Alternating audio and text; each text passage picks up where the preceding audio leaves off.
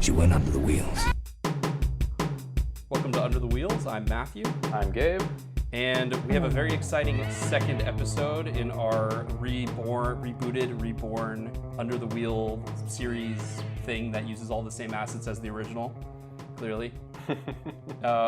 Today we're going to be talking about Joker, the incredibly controversial movie that has the whole world set on fire and is on its way to make $1 billion. Controversial Wait, Joker. like actually $1 billion? Well, I think it topped out at 70 million last I checked yesterday, which is not bad. It's pretty good, but that's close enough, right? We round up, you know? Wait, you said you rounded up from 70 million to $1 billion? I'm sorry, 700 million. Oh, okay. 700 million. No, it's been this movie that costs somewhere between 55 and 70 million. Yeah, is going to make upwards of. It'll probably top out around 85 or 850 million or 900 million, probably. Like a pretty good art. Warner Brothers execs can hire a lot of hookers with that money. That's a lot more nothing but lettuce diet for Joaquin Phoenix in the future. Before we get into Joker talk, because actually the creation of the movie is almost as interesting as the movie itself, or depending on who you ask, is more interesting than the movie itself. Mm-hmm. But before we get into that, what have you been watching this week? Well, I managed to see Parasite, which was excellent. It's only playing in like one theater anywhere remotely close to where I live. Yeah, it's not playing anywhere close to where I live. Yeah, it's not surprising. There's not a huge market for South Korean movies in the U.S. Right. But it's really good. Anyone who has the opportunity to see it should. And then if you've seen Snowpiercer, you kind of know what you're in for. At least in terms of like how Bong Joon-ho constantly juggles tone across the movies. Like, it'll start off kind of boring, and then it's like a lighthearted comedy, then it's a dark comedy, then it's a horror movie, and then it's back to a comedy again, and then it's like a thriller, and then it's a depressing drama. I feel like all of his movies have that arc. I mean, there's something to be said for someone who's consistent in their style, but that's a whole lot of movie for what I'm guessing it's right around 90 minutes to 2 hours. That's a whole lot of movie. It's 2 hours. Okay, that's a whole lot of mood swings. It works. It works really well, and I think it's an interesting kind of balancing act, because if you watch a movie that's just depressing the whole way through, yeah, it's pretty depressing. But if you watch a movie that's funny for the entire time you've seen it, and then suddenly becomes depressing, then it's even more depressing. The Pixar philosophy, for every laugh you have to have a cry, but in this case it's for every 10 laughs make sure you have one really depressing, powerful moment. Kind of, yeah. Like have you seen The Host? I have not. Okay. I won't spoil it then. I don't delve into Korean extreme cinema too often. Every now and then. His movies are not extreme though. They're not like some of those other guys like Park Chan-wook, right, who did Old Boy. But like The Host it's a monster movie that's fairly comedic through broad portions, and then becomes like apocalyptic, and then becomes comedic again. But then every time it gets a little too funny, like someone likable dies horribly. We're having too good of a time. No. It's really hard to balance those kind of emotional, like those kinds of tone swings. Mm-hmm. I have an appreciation for people who really just completely go for it. Like they're very pendulum-esque on it. Like, the funnier it is, the more punishing the next movement's going to be, the next tone change is going to be. So for someone to be able to balance that out is really effective. Yeah, I mean, Bong Joon-ho's a total madman, but in the best way. In the best way possible, yeah. Yes. Has he ever made, like, I always find an interesting test is to say, like, one of our film professors was like, oh, this person has never made a bad movie. Like, I always find that an interesting test of, has this person ever made a bad movie? And so I haven't seen in fact, I've only seen Snowpiercer, which I really liked, but it'd be really interesting to see something else of his, watch his whole category or his whole catalog, just to kind of get an idea if he does have a bad movie in there. So interesting. Parasite. It's on my list, but again, it's hard to find until it gets on VOD. Yeah. Did he also do Oakjaw? Yep. Yeah, okay. I have yet to watch. That's another one. It's in my queue. It's there. It's there, but I'll prioritize that to watch. Let's see. I rewatched some old movies. I was rewatching No Country for Old Men. That's basically just and of course, I think we've had this conversation a bunch of times, but like, I was reading up about it because of how minimal everything is in the movie, and I'm a big fan of minimalism in movies, but also just the cutting and editing pattern of the Coen brothers. There's something about No Country for Old Men that you can go cut by cut and see where they're making their edits, or when they make scene transitions, how they decide to make their scene transitions. That is just a very educational process. I did the same thing with The Departed, and I learned a lot about editing from that. I also learned how many cuts are in between each sequence, and how Scorsese somewhat collapses space by having two, like if he's in a shot reverse shot, when he returns back to the original shot, if the other person is doing something dramatically different, he'll pause on it for a little while and then go into the next action to make sure you know that some time has passed while they're having this conversation. So it's specifically when Jack Nicholson's having that conversation with Leonardo DiCaprio about him going back to school and like going to college and everything. They have like this one really strange cut where it's on Jack Nicholson and they're talking normally. When it cuts back to Leonardo DiCaprio, he's blowing smoke rings in the air. And that's always been like that's always stood out as like a very strange cut. But it also makes me feel like time has elapsed since they had finished their conversation. So that's kind of what I was watching, and watching No Country for Old Men to see how they layer all of their scenes together in that. And then also just trying to work my way through Peaky Blinders season 5 still. So Nice. Yeah. So anyway, let's get to the crux of what we were going to talk about today. You saw Joker how long ago? A week ago. Okay. I saw Joker yesterday. And so I have some notes on it. You have some stuff you want to talk about. But overall, let's just start with our ratings for it. I mean, I'd say it's a witness, definitely. Yeah, I would say it's a solid witness. And not just for Joaquin Phoenix's performance, which is obviously the reason you're going to go see this movie, is for Joaquin Phoenix's performance. And he's great in it. But I think like a lot of things that I thought, like, for example, Todd Phillips as a hack, I was like, you know what? I got to give him some credit for this, because it's at least, to me, it was at least a competently made movie. Yeah, it was, which is nice. Yes, it's always nice. We don't always get that. No, especially anymore. in heavy performance-based movies where, Joaquin Phoenix took control, but there were a couple of choices that Todd Phillips made that I really like, and there's a couple of choices that he made that I didn't like. And so, like, just to give you, the main choice that I liked was that the movie never strays from Arthur Fleck. Like, it's always in his perspective the entire movie. So he's in every except for scene. like one little shot at the end. Right. Oh, The alleyway. Oh, God. Do you think that was a Warner Brothers, like, that was, they were like, hey, you have to have this in there? Because that thing almost ruined it for me. That one small sequence. Well, the movie really comes up short the most when it tries to connect itself to Batman in any way, because all of those connections are just kind of distracting from the main story, and they don't work that well. They feel out of place, and they call way too much attention to themselves. So it's like I like the take on Thomas Wayne being an asshole.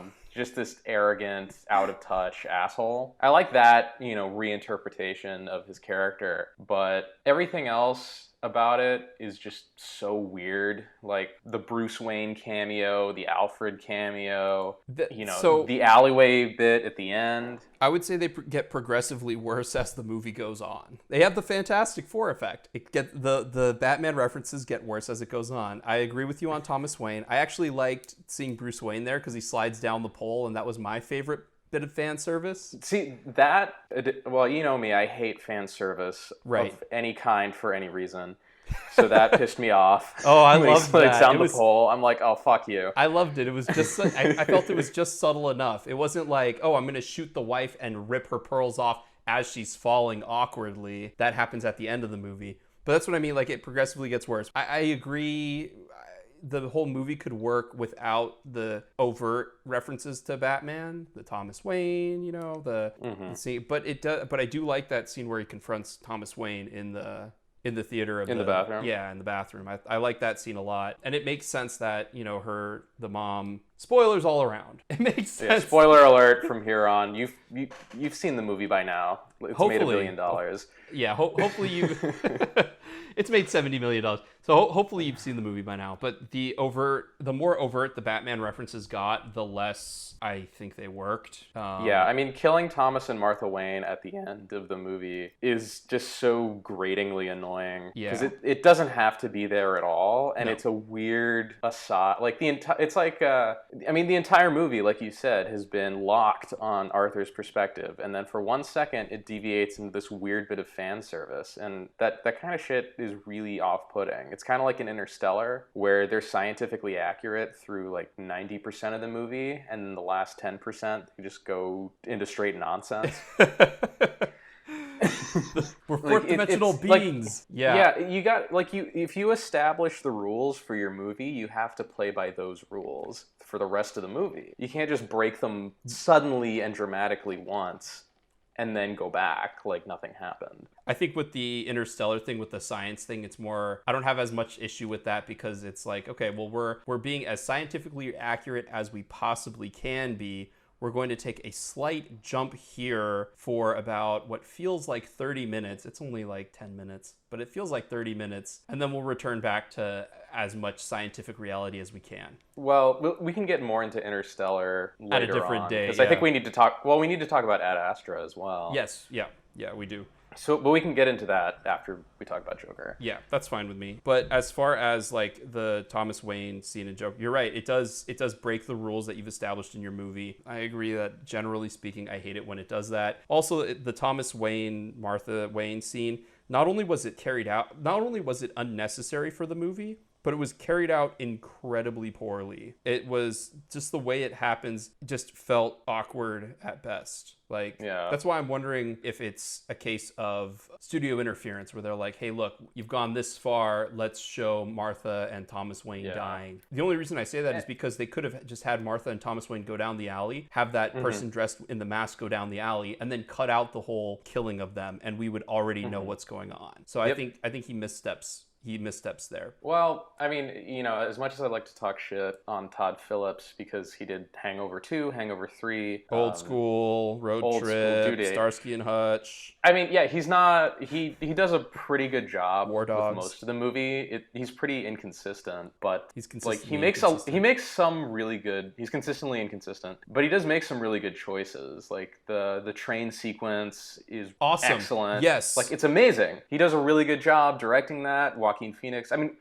does the heavy lifting for the movie. He carries the entire movie on his back. Everyone else is kind of just along for the ride, including the writer and director, or writer-director. Co-writer-director, yeah. Everything good about this movie is related to Joaquin Phoenix in some way, if not just entirely him. Right. But yeah, the train sequence, I mean, from a directorial standpoint, is great. I love the way they cut out the lights as they're passing through the tunnel to build all that, to add all that extra drama and crank the intensity to 110%. I like the way that the Joker, like Arthur, goes from kind of being justified in his actions to being just sadistic. Oh, by the end when he just like straight up murders the last guy after shooting him in the butt? Yeah, exactly. Yeah. I like that transition and how it's handled. I like everything leading up to that, like when he's in the children's hospital, like dancing and singing, and like he's genuinely having a good time. Like the kids are having fun, like everything's going well for him, and then the gun falls out of his pocket. Yeah. And he like just tries to hide it, and then like some of the kids think it's funny. Like I really like that. I love that little moment. And again, I really like the way it's directed. I like the way it's shot a lot as well. The Arkham Asylum bit where Joaquin Phoenix is crying on the staircase and reading over his mom's psych eval, that got me a little choked up, not gonna lie. Yeah. Like that was, but I mean, that's mostly on the strength of Phoenix's performance. Right. Well, I would say more than anything, because the writing in that scene is not great by any means. It's just Joaquin Phoenix is so captivating. And I would say that, the entire movie, everything that's good and bad about it probably can get summed up with the talk show scene at the end, but I'll let you get your thoughts on. Well, we'll talking about directing choices, and one of the best directing choices they made was that Todd Phillips always wanted Joaquin Phoenix for the role. even though the studio was trying to push Leonardo DiCaprio. And so Todd, yeah, I know. Leonardo DiCaprio, you cannot act. I'm would sick and tired of people pretending he's this great actor. He would put on a performance. That would be that's for sure. It would be a performance. He would perform.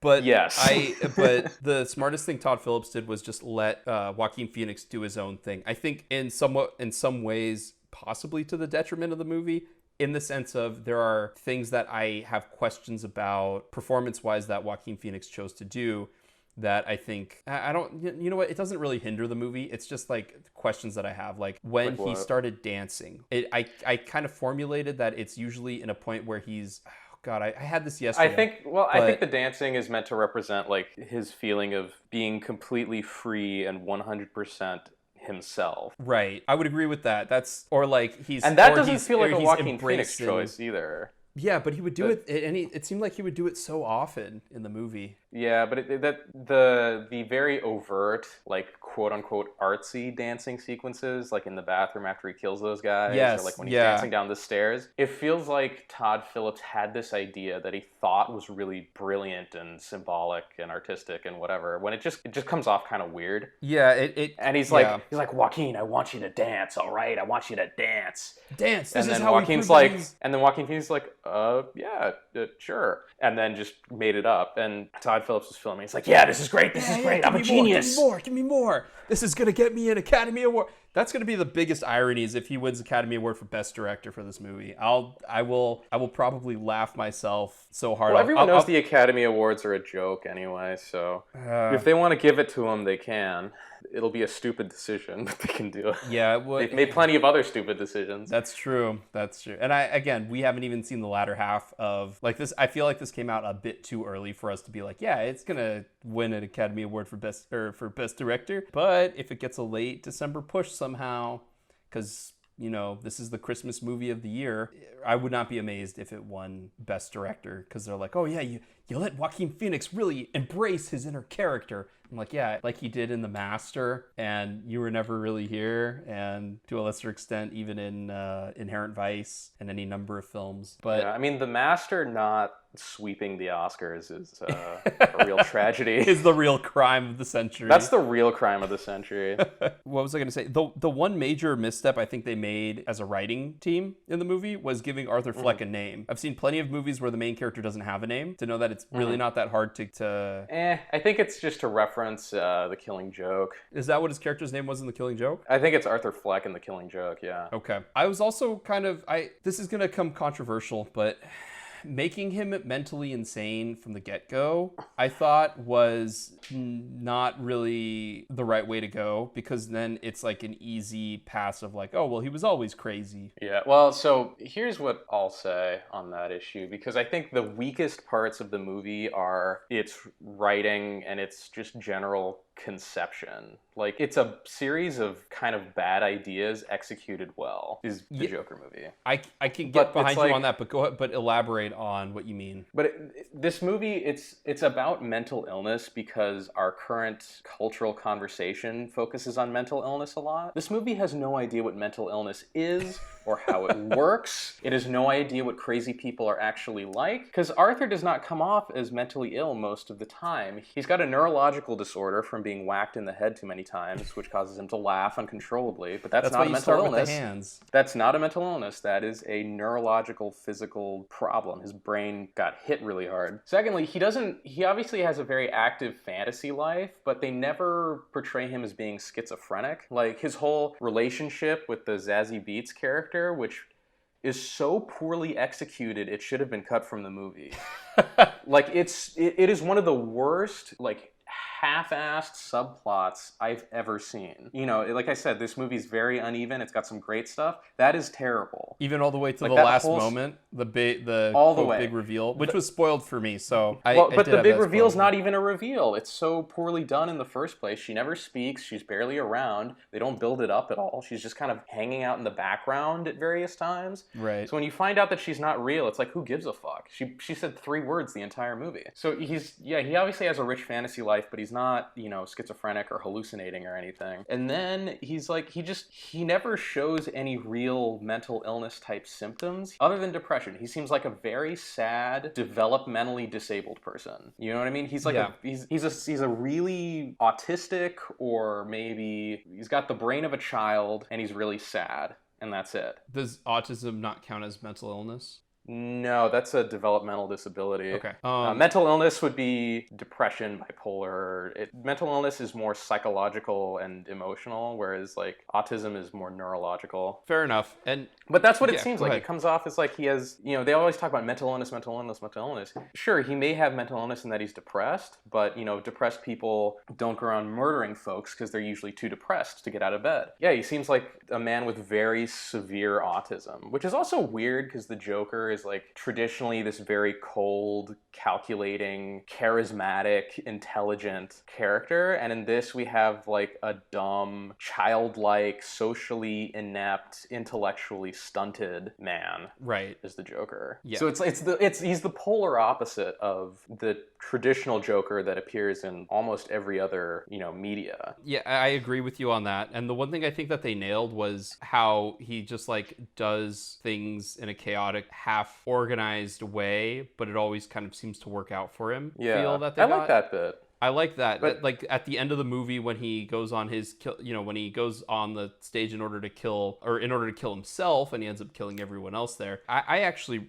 really like that scene. But again, if it's influenced by the Killing Joke, I like the idea that the Joker is some average Joe who just had a really bad day and it snapped. Like something in him just snapped. That's the way that I think it should have gone. And then by adding in the whole mental instability, but not building up to the mental instability, like he's already 3 steps away from it at any point in the movie. By not building into that, I think it kind of cuts it short. And also, like you said, doesn't make him, unfortunately, the definitive version of the Joker. Yeah. I've panned really hard on this. I used to really like Jack Nicholson's interpretation of the Joker, but I've definitely gone to the Heath Ledger Joker in recent times of being like, I mean, Mark Hamill is the best Joker. The Mark Hamill, Paul that's not Dini debatable. Joker is the best Joker. Yes. But I guess, my biggest problem with the movie, from a script and story standpoint, it doesn't seem to know what it's doing. Like, the Joker's motivations, Arthur Fleck's motivations, are really muddled. They're very unclear. Like he said, it's like he's a child with poor impulse control. He just kind of reacts chaotically to things that happen. Sometimes things don't bother him that much. Sometimes things bother him so much he whips out a gun and kills somebody. And maybe that kind of mental randomness maybe that's intentional. Maybe it's maybe they want it to be that way, where his actions don't totally make sense. But they could have done a better job of selling that if that was what they were going for. And then secondly, from like a messaging perspective, I mean, the movie is really annoying in that it thinks it's really important and it's very serious and it has a message about society and shit. Okay, that's where you and I are going to differ on this point. It seems to want to push that it's a serious movie with serious things to say, but then it doesn't have anything to say. Like it raises all these questions that it never really answers, or never really even tries to answer. If it does answer them, it trips over its own words so much that what it has to say doesn't make any sense. Because they mishandle the central character and his internal psychology so badly. I disagree with you that the movie so I do feel like the movie takes itself I feel like the movie almost takes itself way too seriously. I think most of the feeling of the movie is in the score, because the score of the movie takes itself really seriously. But then you have things like Joker literally shoots someone in the butt, and then he's like he's like running around on different subway trains chasing this guy who's got like a gaping bullet wound coming out of his ass. Like that's goofy. Arthur Fleck running into the window, that's goofy. They have all of these moments where it's like this could tilt into being absurd comedy at any point in it, but you have this really, it could, but it doesn't. But you have this really like dramatic score of like really long cello notes, making sure that it's depressing. So we talked about tonal consistency. I think the movie tries to take itself really, really dour and really, really serious. But there was no point in the movie where I thought they were trying to make a comment on the society we live in. It just felt more like it was a movie. Because if we're supposed to... I don't think they are trying... They may not be trying to comment. It almost seems like they're trying to appear like they're commenting on society without actually commenting. And I didn't even get the fact that they were trying to appear like it. Like, I guess maybe my bar was so low for the movie that it just felt like a comic movie. You know how they sometimes talk about people who use elements of the media as like background in order to, for lack of a better word, tell their story, quote unquote. I felt like this was the case here because you have the garbage strike that is a thing. I don't really know why it had to be a garbage strike. They don't really comment about how, I guess they comment a little bit about how like, oh, the filth of this city, but it just felt like something that was happening in the movie. They have the mental issues of the Joker and the mental society of like, oh, well, how am I supposed to get my pills now? Whereas, you know, the social workers doing the, you know, well, I mean, Todd Phillips literally called this movie a cautionary tale in an interview. Like, that was his log line. Oh, did he? It felt like, it just felt like... He said it's a cautionary tale. That's hilarious. Which is one of the worst ways to pitch a movie ever, because every time I hear cautionary tale, I think of like some don't do drugs PSA. Like, you know, the one, you know, like those commercials where like the teenage girl smokes weed and then like deflates into like this weird deflated balloon on her couch? Yeah. Do you remember those? That's what I think of when someone says cautionary tale, or like the egg where it's like, this is your brain. This is your brain on drugs. This is your brain on drugs and it's a fried egg. Like, I just think of shit like that when someone says, it's a cautionary tale, which, I mean, you know, Todd Phillips, go figure. Yeah. But... It's just funny because... But yeah, I think this movie is intended to have a point. Well, if that's the case, then they failed because I couldn't tell what the point was. Like, that's the simple fact of the matter. I just thought it was a really comic book, kind of like how Logan took the tropes of, and actually that's one of the only reasons this movie could have been made was because of Logan, but how Logan took like the Western tropes and put it into a comic book movie. It's like they wanted to take the texture of a 70s movie and put it in a comic book movie, but not really comment on it in any sort of, like you said, they put half measure ideas out there in order to kind of keep the story moving. But if they're using that as a justification as to why this guy mentally snaps, they do a poor job of implementation. Because if the idea that he snaps because there was one final straw that broke the camel's back, that's fine. But you've already stacked the deck against this guy. And I guess that might be the point, but it also doesn't make sense how this guy who is like, he has dark thoughts, how he can, I don't know. I guess you're right, because I think about it, I'm like, well, but then, you know, he kills 3 yuppies and all of a sudden the whole world is like, yeah, the clown is the king. And it's like, it made it fun for a movie, but I don't... It's also weird that like he says all I have are negative thoughts, but then when you actually see into his mind, they're all positive. His fantasies are very positive. Like, they're all fantasies of like being loved and having a family and being accepted. So it's like, you never see any dark thoughts that he has. No, not at all. He just says all I have are negative thoughts, which is like, again, that's lazy writing. It's like, we just have to take the script at its word. And I guess I want to get into the talk show scene because I think that is a microcosm of the entire movie, where it's like Joaquin Phoenix's performance in that scene is amazing. The directing and the editing and even the score and how like over the top it is works really well. Yeah. Robert De Niro's really good in it. Like, everything they do to sell that scene works, and I was on the edge of my seat. But if you break it down in terms of like the dialogue that's being said and how the beats of that scene move along, it's so hacky because it's literally just Joaquin Phoenix and Robert De Niro going back and forth saying out loud what the themes of the movie are. And it gets so bad that the final quote-unquote joke is Arthur Fleck just says what the movie's about. He says, what do you get when you take a mentally ill loner who's been rejected by, like, in a society that treats him like trash and blah, blah, blah, blah, blah, and you get exactly what you deserve. Bang. Like, you just said what the entire movie's about. The audience has to do no work now. You've literally told them what they're supposed to believe. Like, this is no longer, you're veering away from art and into the world of propaganda at that point, where you're just saying, like, think this is what you're supposed to to think. Think what I tell you. And I hate that. It's so bad. And it ruins what is such an amazing scene otherwise. That didn't ruin it for me because I didn't stress that point too much, but I agree, you're right. Like, although I do sometimes like it when, because they have the award-winning trailer and it's like subtly talking about the themes of the movie as we awkwardly work in the movie title. Like, that's that moment right there. It's like, I agree with you. I don't really The meaning have of a problem. movie should be self-evident, and it should be there for the audience to grasp and figure out on their own. The moment you tell it to them, you are propagandizing now, or you're advertising now. Yeah, but it's done in so many movies.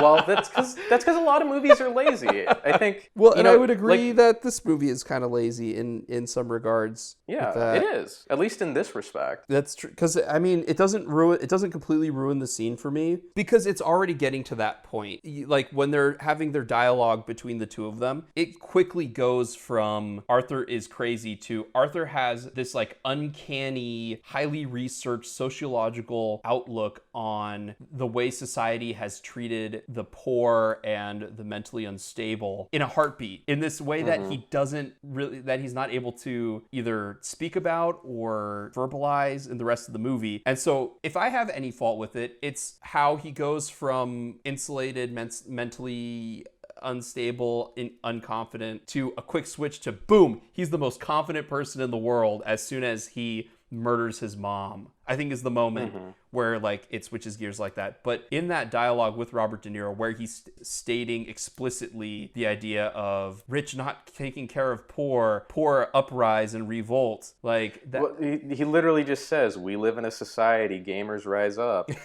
Like we live in a society.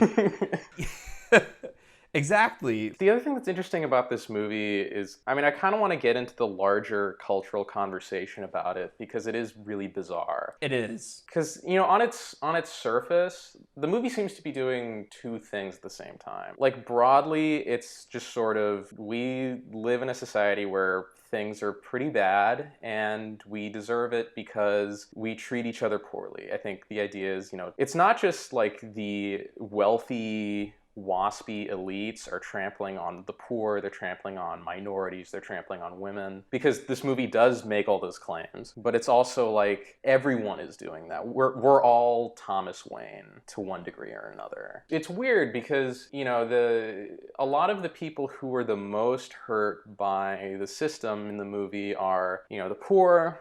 They make a huge point of putting black people on screen. Yeah. And putting them in positions where they're kind of getting abused or chewed up by the system. They put women are constantly under assault from, like, that woman is being sexually harassed and is in danger of being raped by those drunk Wall Street guys. Arthur Fleck's mom was beaten and abused by her boyfriend and apparently by Thomas Wayne. So it puts all that stuff out there. And then at the same time, the hero is the type of person who would take those "we live in a society, gamers rise up" memes that are intentionally cringy and are there to make fun of people who think like that. He's the kind of person who would take them seriously. And it's this really bizarre, like, cognitive dissonance going on within the movie where you have these two sort of groups claiming victimhood, and it's granted to both of them. Right, which is why everyone is saying it's like, oh, this is why we have to be afraid of the incel culture thing, because they can take a little bit of a gag and take it all the way and go become organized and destroy everything, but also as a sort of like, oh, this is why we need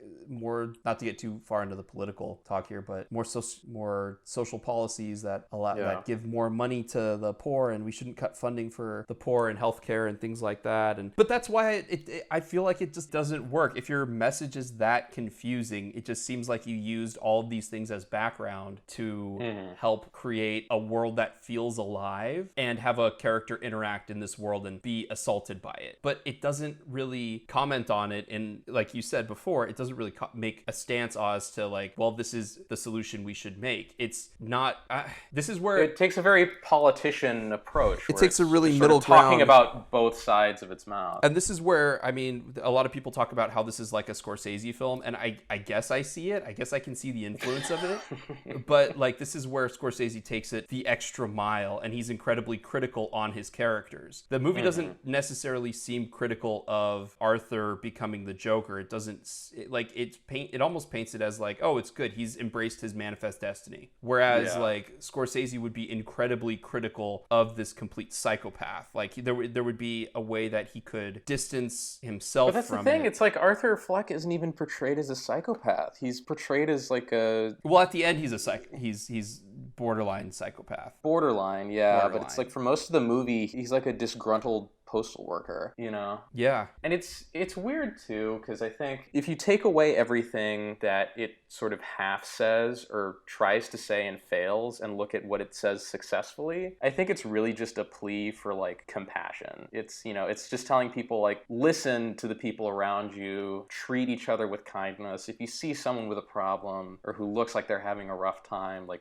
reach out, try to make the world a better place instead of just only looking after yourself. Yeah.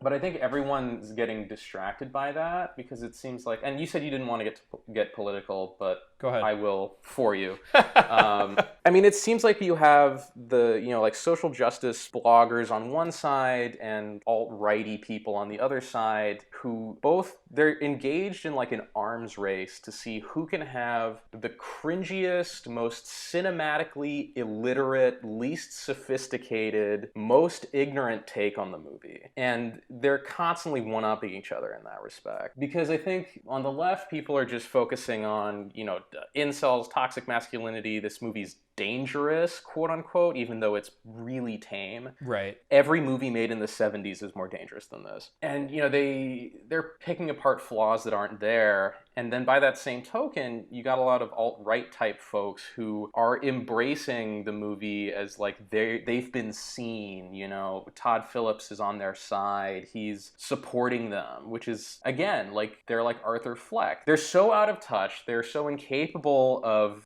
reading other people and understanding other people that they're taking a meme and thinking it's real. They're taking a joke and thinking it's a fact. They're taking a movie that's got a lot of it's a real mixed bag and thinking it's propaganda to support them. And it drives me insane because no one can have a real conversation about this movie anymore. Well, it's hard to have a conversation about it when it doesn't really like say anything.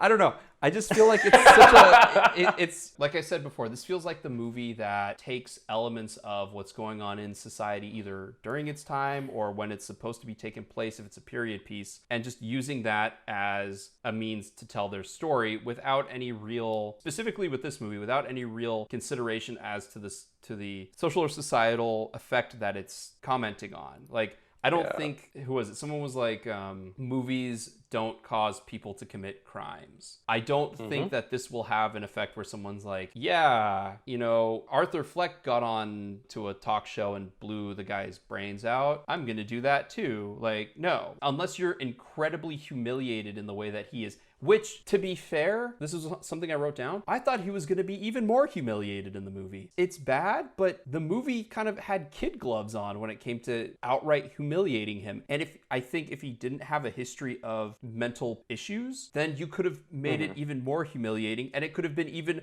harder to watch. Like, yeah, Todd it Phillips could have kind of been, went but I think it's half like the way there. But yeah, it's true. I mean, he comes off as a developmentally disabled guy, so it's like you don't want to pick on him too much, otherwise they'll come off as being in bad taste. And at the same time, I think from a marketing perspective. Yeah, you can't win. You can't win. From a marketing perspective, you can't... as soon as you give him a mental instability in that way, like, at that point, you can't win. I think if you kind of hid your hand a little bit more, kind of like how in... I hate to compare it, but like in You Were Never Really Here, how it's like, okay, well, clearly Joaquin Phoenix's character has some issues. Yeah, well, but you that hide your movie hand. does a really good job of portraying a mental illness because he's got severe PTSD. Right. And that PTSD is built into the structure of the editing of the film. Right. But see, like You Were Never Really every Here's traumatic such a event. fantastic movie. It is, and every traumatic event that he goes through the course of the movie is hidden or obscured because he's repressing it, and that's genius. Having a guy who seems, again, not mentally ill but developmentally disabled, and then trying to construe that as something else, the fact that he's very childlike, it doesn't work. And that's the other thing too. It's like, again, throughout the entire movie, Joker comes off as a child. Yes. He doesn't understand how the world works. He has no emotional maturity, no impulse control. And so it's like when people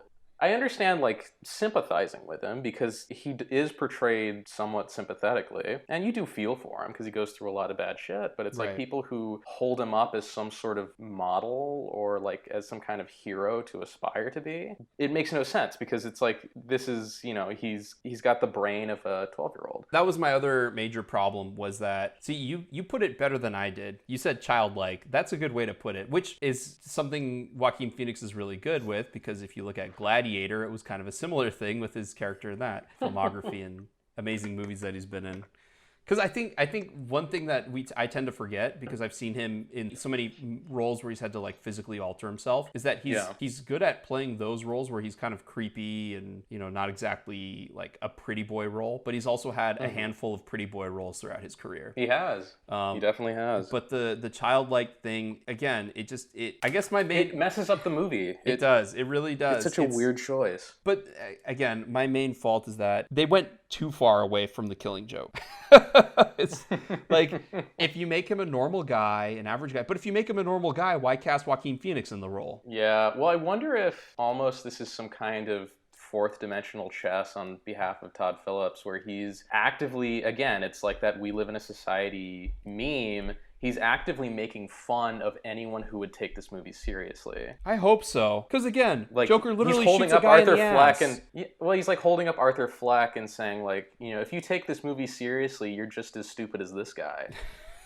Which, if he intended that, it didn't come through, No. but I applaud the idea at the very least. It's a B+ for effort. Again, it's a witness because of him. I also, about halfway through the movie, I stopped thinking this, but I was wondering how much of this movie was reflective of Todd Phillips' career. Like that one. In what way? Oh, you like in the fact that he includes a reference to Due Date? No, what was the reference to Due Date? And when Arthur Fleck is rehearsing for his appearance on Marty's talk show, he's watching it in the background, and Robert De Niro announces, "Please welcome, famous actor Ethan Chase." Ethan Chase is the name of Zach Galifianakis' character in Due Date. Oh my god. Oh, it's weird because that one joke in Due Date always seems to pop up for me somehow. Because like the whole thing is his real name is Ethan Chase, but he changes it to Ethan Tremblay because he wants to be an actor and he thinks that sounds more actor-y. That's right. But the joke is Ethan Chase sounds more accurate. And then there's that kid Jacob Tremblay who was in like Room. So every time I see his name, I think of Due Date now. You're like, he should really change his last name to Chase. Jacob Chase. Yeah, either that or Zach Galifianakis was right the whole time. That's the thing though. That's kind of that's the weird real life punchline, is that I can't think of a single actor whose last name is Chase, but there is a very, well-to-do child actor whose last name is Tremblay. Yeah, or if you told me Chalamet would be a good last name for an actor, I'd be like, nah. Let's not get into that. We can because he's in Interstellar, but I don't know. I feel like it's a movie that there's a lot.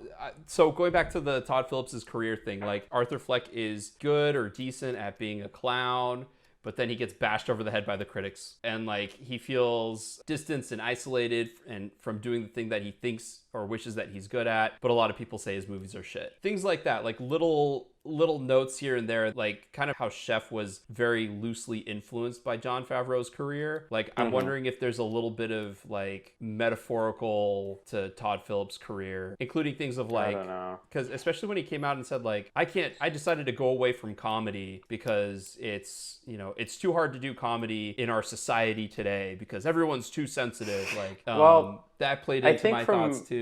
I think from a sales perspective, I think this movie does the tried and true trick of, you put out something that is intentionally controversial or framed as controversial, step back and let everyone, cough up their money to see it and then give their take on it. Which is funny because Warner Brothers did not want to greenlight this movie. They didn't, yeah. I mean, we can get into the kind of some of the making of it in a minute, but it's like, it's a very simple, trick. It's like Howard Stern's entire career was based on it. Amy Schumer's entire career. Like if you watch any of her god awful stand up, it's her saying something like edgy and then going, did I just say that? Oh, I'm bad. Oh my God, woman saying poop. The controversy. Yeah, it's so fucking stupid. Like, ugh.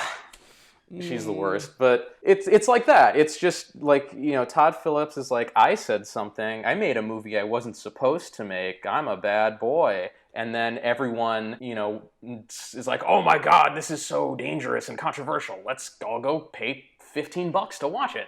And it's brilliant because people fall into his lap. And, I mean, hey, I bought a ticket, so I took the bait. Yeah. Well, I would actually say that this is more like, how you have the directors who switch gears suddenly to do something different for reasons you can't fathom. Like when the Zucker brother did Ghost, and then Last Night after doing, the Naked Gun movies, or when Peter Farrelly made Green Book. Yeah, and he actually made a documentary before he made Green Book. He went out and made a documentary after Dumb and Dumber 2. It's like these career pivots to be controversial, or like when an actor chooses a role that's completely the opposite of what they're known for, just to sort of like when Adam Sandler shows up in a prestige drama from time to time.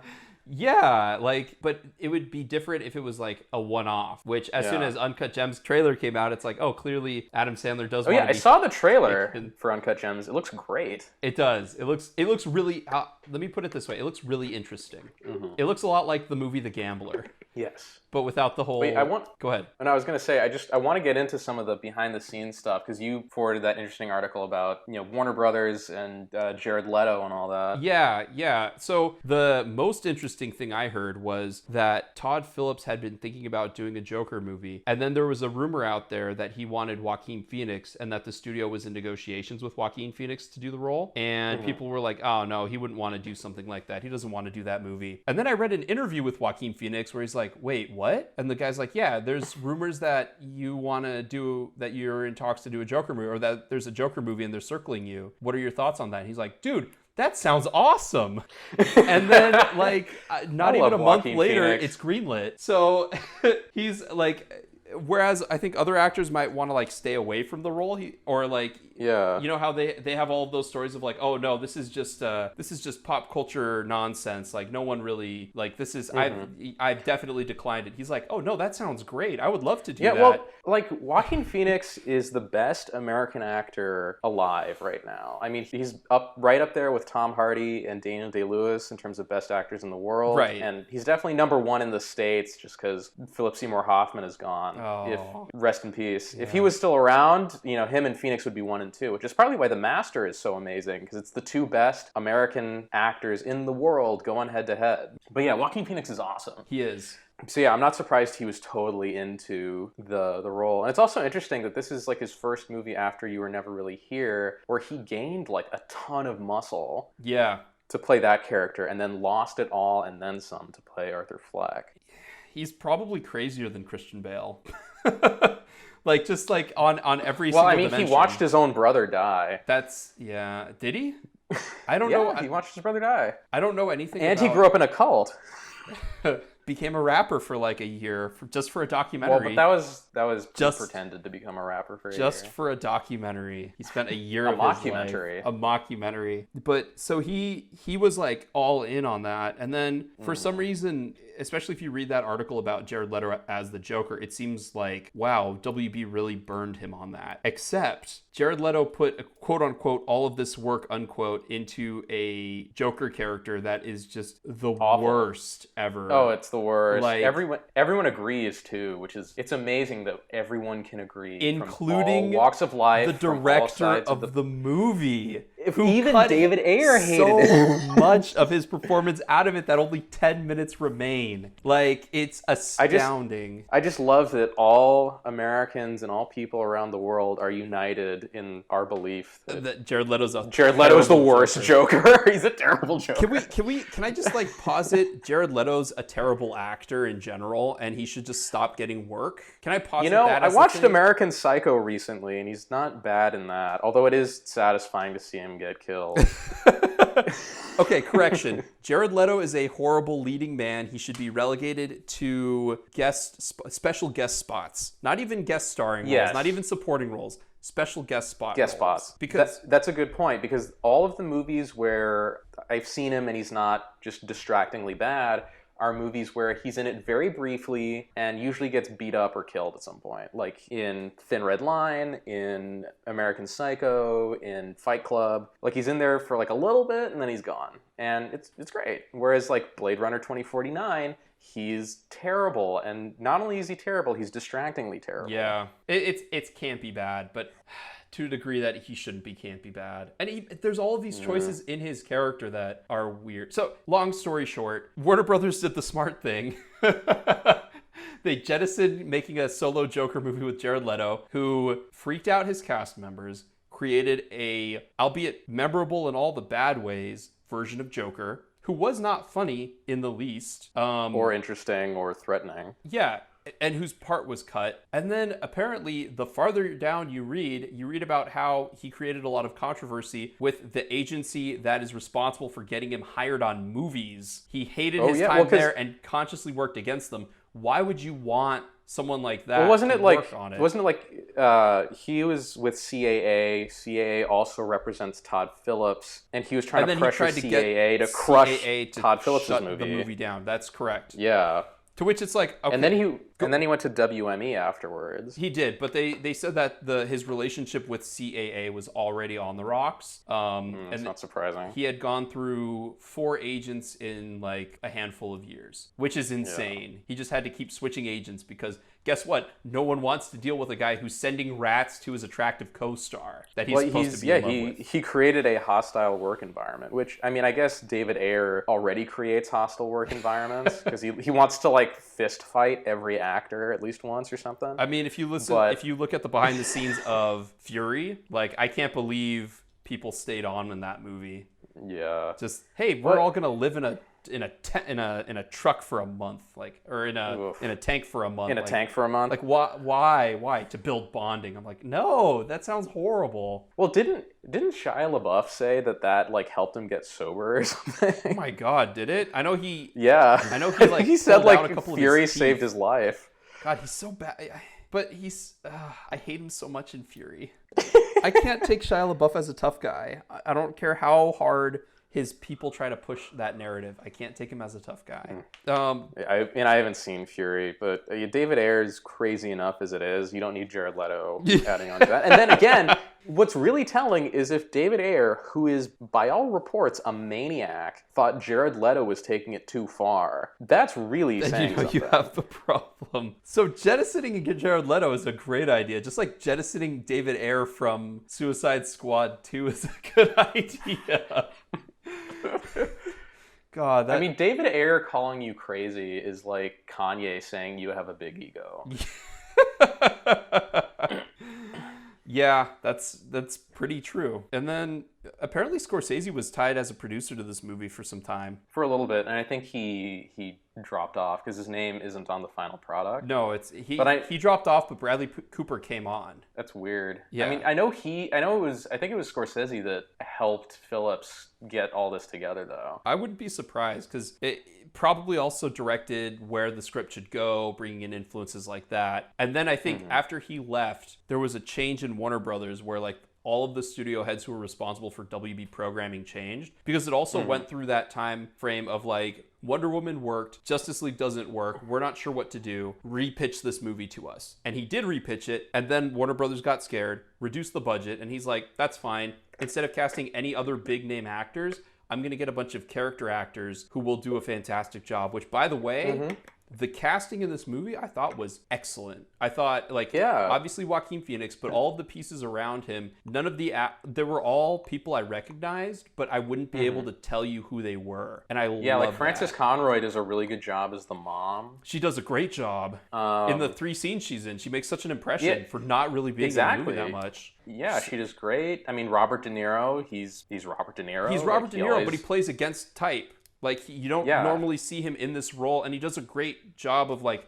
Actually, I love that talk show, because it made me think of the conversations we had about how you hate talk shows, and how this is kind of indicative of this, but also a spin on it, where, like, you know, it's like, I love you, and he's like, who said that? Oh, come down here. Obviously, it's a delusion, but come down here. Let's put on a great show, you know? But then when he comes to him in the green room, and he's like, hey, so can you go on? And the producer next to him's like, this is a bad idea. You know, we shouldn't do this. This is a horrible idea. You know, it's scripted. It bypasses the whole, like, all the questions are scripted and given to the people in advance to answer. But I thought about you when I was watching the talk show segment. I was like, well, this is you know. But he's great in it. Brian Tyree Henry, who's like the clerk. Yeah. At Arkham. He's always he always has these really tiny parts in movies, but he's always really good. As a person who's done filing clerk work myself, I took that as, like, a especially memorable moment where he's just like, look, man, I'm just a filing clerk here. Well, it's funny because he appears in, like, one scene of If Beale Street Could Talk, and it's a pretty long scene he's in, but it's only one. But when he's in it, he just chews up the entire screen. Like, you know what I mean? Like, his performance and everything that he does is so good. Like, you forget that there are other people in the room with him. So yeah, I'm glad he got, like, a little moment in the movie. The 2 detectives, the guy who plays as Thomas Wayne. The 2 detectives who are, like, straight out of Boardwalk Empire, I feel like. Who, like, lazy script writing. They know where Arthur Fleck is going to be. If they know anything about him, they'll know that he's going to be on that talk show. Why don't they just wait till he's there? Oh, that's right. Script convenience. Like, that drove me nuts. I was like, well, they know where he's going to be. Why don't they just have him there? The guy who played as Randall, or I think that's his name, the guy who gets stabbed with scissors in his house and gave him the gun. He's another guy. I'm like, I know I've seen him in something, but he does a great job too. Like, it's filled with he's in Zazie Beetz. I don't know what else she's in, but, like, and she wasn't given a lot to do, but I thought her character should have just been cut from the movie. She added nothing to it, but subplot added nothing, and it was distracting more than anything else. I would agree with that, especially, like, when she's, because you really don't need... the movie's 2 hours, so you cut her scenes, you're looking at about an hour and 50 minutes. And I guess the main purpose of her was to, like, solidify the fact that he was delusional, which, again... Yeah, it's trying to sell him as being crazy, but he doesn't... Again, it doesn't work because this movie doesn't understand what mental illness is, how mental illness works. Right. What crazy people are actually like. So, and even in that scene, like, let's just to get technical, in that moment where he's like, where he realizes that she was never really there. In that scene, like, they tried to ape what they did in Fight Club, but they have, in order to sell it correctly, what they needed to do was have the shot of him and her, and then repeat the shot at the same angle of him and her, and then go to the next shot, have it of him and her, and then repeat the exact same shot, just him. Unfortunately, that works too well. That was another. That was a bad directorial choice. Well, but the way that he did it was he would have a shot of him and her, and then he'd cut to, like, a separate shot. That was of just like, him. and I was like, that I hate that. Like, they should have done, like, a person walking across as a wipe or something. Like, this is filmmaking 101 type stuff. Right? Yeah, it's very basic and hard to screw up. So it's baffling because there are other things that seem so well. Like, I love the camera work in the movie. Like, pretty much universally, I love the camera work. I even like we talked about representation. We even have what's the right? The little guy. The little guy in there. And, like, hey, he doesn't get killed. But then at the same time, they have a joke about his height. Oh, I'm sorry, no. Every single joke is about his height. So hey, I thought the moment where he can't unlock the door and he's just terrified, I I laughed pretty hard. I laughed, dude. I thought that was really I was like the only person laughing in the theater through the movie. It was really funny. I thought that was great. Like, it was like a nice subtle moment of comedy. It's like, oh, I'm not gonna kill you. Like, yeah, but if I'm that guy... I mean, that was a very like Bong Joon-ho-y moment where it's like you have something really intense and then have like a slapsticky joke just thrown in there. Man. Or the reverse. See, it's things like that where I'm like, oh, they nailed it. That is a very strong directorial thing. But then it's, then there's a handful of other things that just, this movie. It's such a mixed bag. And it's unfortunate that no one seems to want to talk about it on like a filmmaking level or an artistic level. Everyone wants to make it political. And it's like, art is about, this is cliched because it's true. Art is about, the human condition. It's about what does it mean to be a person and how are we supposed to live in a world that's as strange and confusing as the one we live in. And, if people just try to make it all about politics, the people who do try to just pervert everything into some political agenda are a bunch of knuckle-dragging mouth breathers. And again, it's... like you said, when we were like in the ramp up to getting this one going, it's like, this is the least controversial movie that's gaining untold amount of controversy that there is. I mean, like, I do have some friends who are like, oh, this is a great representation of what people who are mentally ill have to go through. And I think it's not. Well, wait, hold on. I think if that's something that you're able to get out of it, then good for you. I don't have a problem with that. But if you're saying that this is the definitive I'll concede statement... that. You're right about that. If you're saying that this is the definitive statement of the state of mental health care in America and the world, or this is a rallying cry for all of the people who feel repressed and undeserving, this is a rallying cry for you, then I have a problem with a broad statement like that.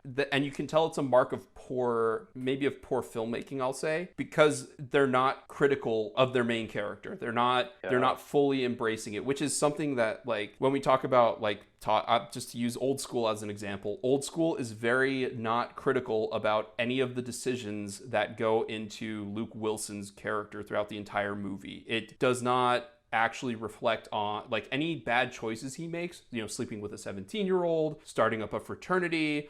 He still gets the girl in the end. There are no ramifications for statutory rape. Like the campus still gets to go on as it sees fit. The thing that elevates movies made by someone like Scorsese or old Coppola or Sidney Lumet are they're critical of their main characters. And if this movie was critical of the effect, if this movie was more critical of Arthur Fleck, then I think it would have been, one, we would have gotten a stance one way or the other of how Todd Phillips actually feels, but we would have also gotten a deeper experience out of it. After the movie, I really enjoyed watching the movie, but I don't know if I'm going to enjoy looking back on the movie. And I think that's like, as time has gone on. It's a movie that I think will be forgotten fairly quickly. We'll see. I don't know if it'll be forgotten, but I definitely... because I think that they're going to use this as a jumping off point for, how can we get Joaquin Phoenix to mix into... I think a sequel is coming. Somehow, some way. That doesn't make any sense because I can't imagine Batman facing off against a Joker who's a moron. Who you mean you can't imagine Batman facing off against a 12-year-old in it doesn't make sense. Because what makes the Joker such an interesting villain for Batman is that he's just as smart as Batman and always one step ahead. Mm-hmm. Whereas if you have a Joker who's a total dummy, like in this, it's an interesting character study because you don't see many movies that are about stupid people. Right. Like, there's a lot of movies about people who are really smart and mentally ill, but you never see movies about people who are dumb and mentally ill, which is, I think...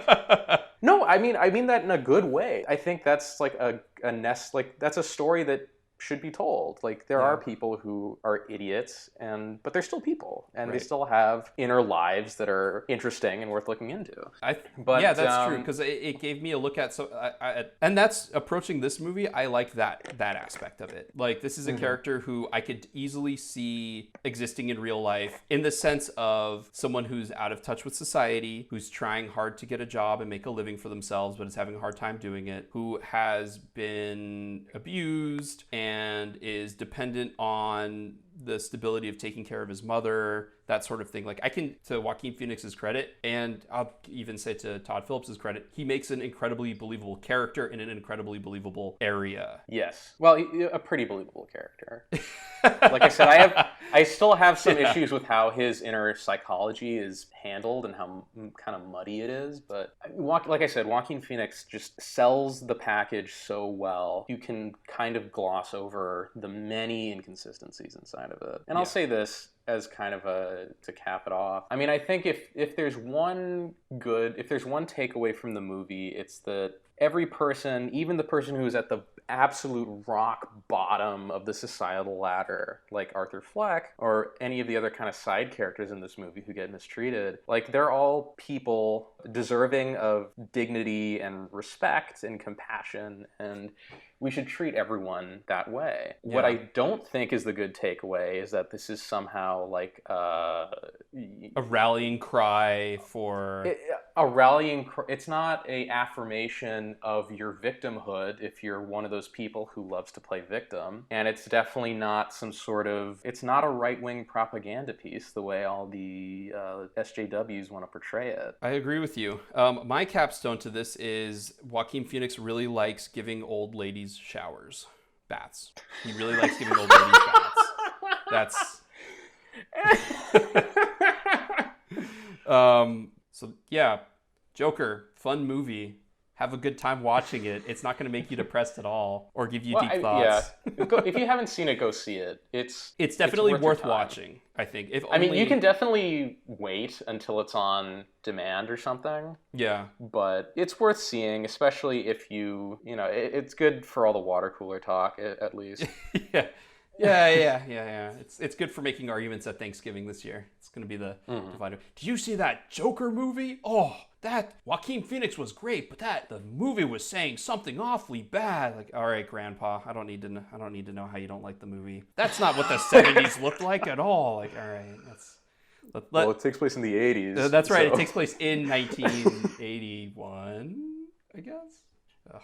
Yeah, who knows? So let's talk about Ad Astra. A real work of art. Yes. Well, you actually turned me around on The Lost City of Zed, because I was not... Really? I enjoyed it, but I was like, oh, this is okay. And then we started talking about Lost City of Zed, and then I listened to James Gray talk about filming Lost City of Zed, and it was...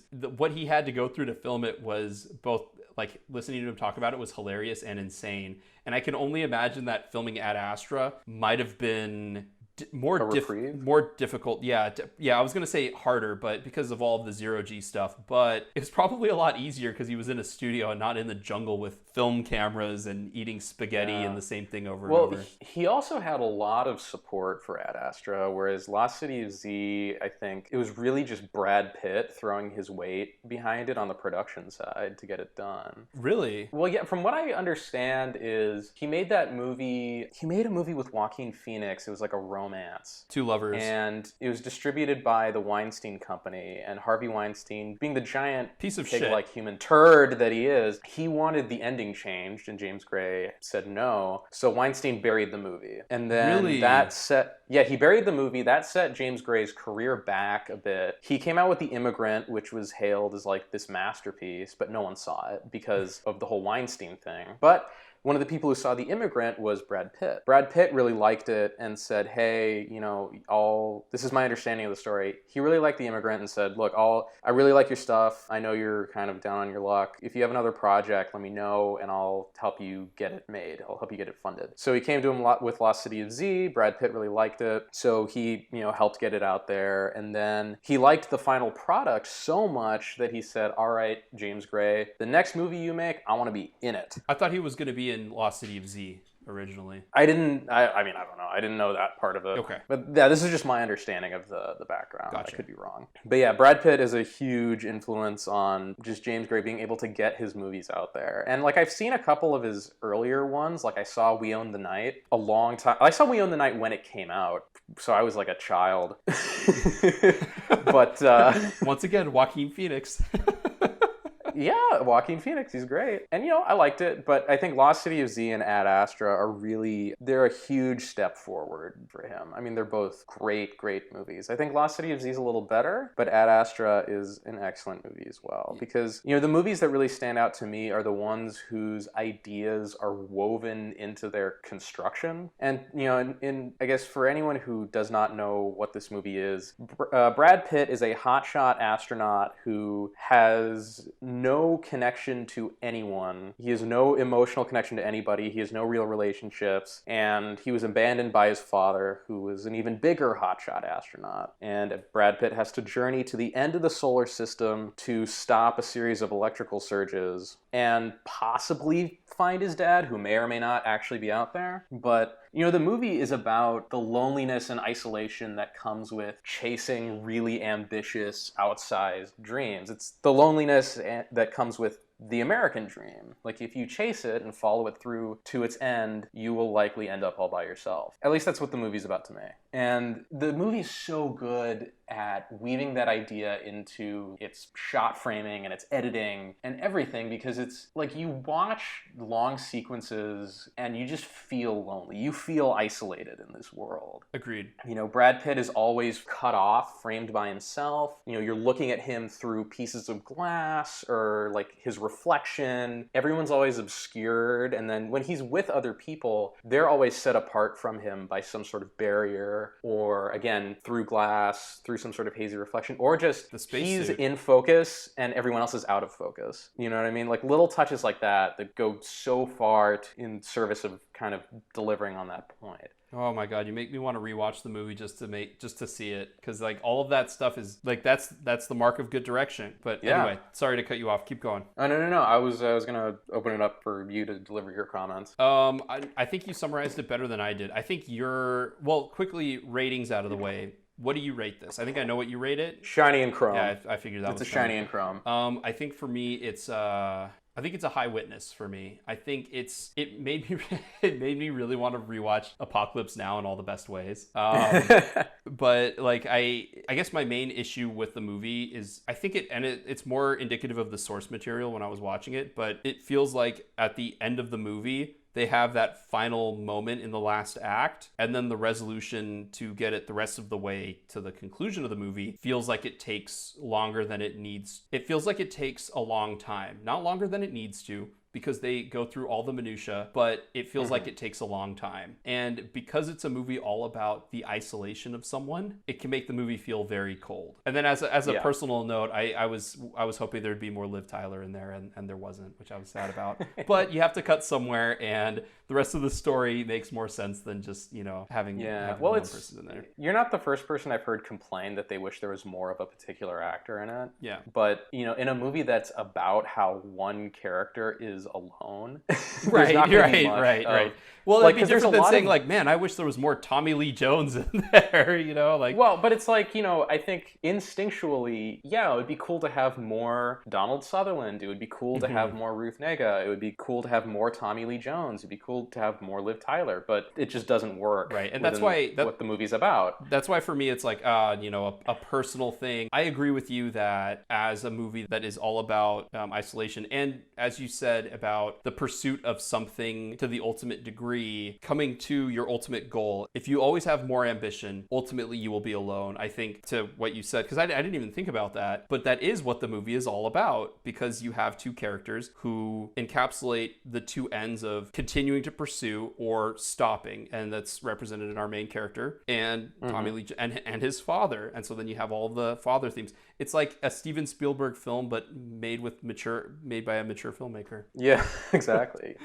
Because, Tommy Lee Jones, his whole thing is he wants to find proof of extraterrestrial life, and he will do it at all costs. Like, he abandons his family to chase the dream. He convinces other people to abandon their families to chase the dream, and he eventually murders all of them once they get in the way of his dream. And Brad Pitt, to that same degree, he isolates himself from his, wife or girlfriend, and from his mom, and from, everyone who kind of looks out for him, because he's trying to chase his dad. He's trying to, he's trying to live up to the legacy of his father. He believes he was given. And then that cold water moment when he finally does hit that point and he sees what it would ultimately cost him to get to that Like his point. dad is just senile at that point. He's senile, can barely see. If he got into Earth's atmosphere, he'd instantly die because he's used to Neptune's gravitational pull. Like all of this, I was like, oh, that's incredible there. I thought that it was funny that they hadn't figured out how to get some sort of centralized gravitational unit on any of these spacecrafts, even though they have Virgin Atlantic doing daily space travel flights to the moon. I was like, I guess I liked it as a touch of like, oh, well, clearly here's where the world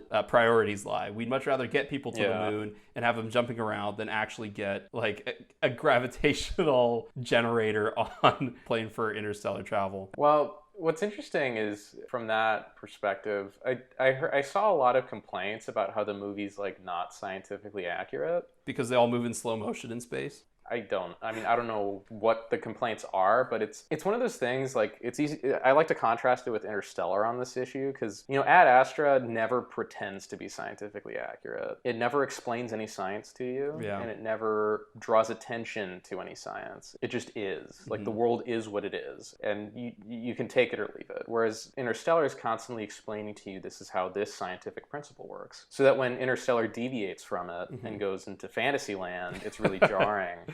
But Ad Astra, like, for example, the ending where he kind of rides that explosion on a door. Yes. Oh my God. Thanks for reminding me of that. Neptune's rings. Yeah. Like, that's really far-fetched and probably, bullshit. But I didn't care. There's no reason to care about it because the movie never pretended that it was scientifically accurate up until that point. You know what I mean? So people who are bitching about it, they're anal retentive. My argument to that would be that it takes more of the 2001 approach to scientific accuracy, where 2001 Kubrick was trying to be so scientific in his production design that he did not feel like he needed to explain anything, because to explain something to the audience would reveal the artifice of the movie. So in the society that they live in, in the society that they live in, they wouldn't need people to constantly reiterate how the moon works or how zero gravity works or all of this stuff. So I think that it still strove to be as scientifically accurate as possible, but it's fun, I think, for a lot of directors to take some creative license. And the hard part is it's hard to find when you're a director if you're pushing it too far. Like, to me, flying through the air or flying through space after being like warped up into those G's and just having the plating as shield as you're going into these meteors, dead. He would be dead. But it suspends disbelief just enough for just enough people. And you've already suspended your disbelief just enough for the movie that you will buy this concession. Well, exactly. It never draws attention to the scientific accuracy or inaccuracy of anything. It obeys its own rules, which is what matters. Because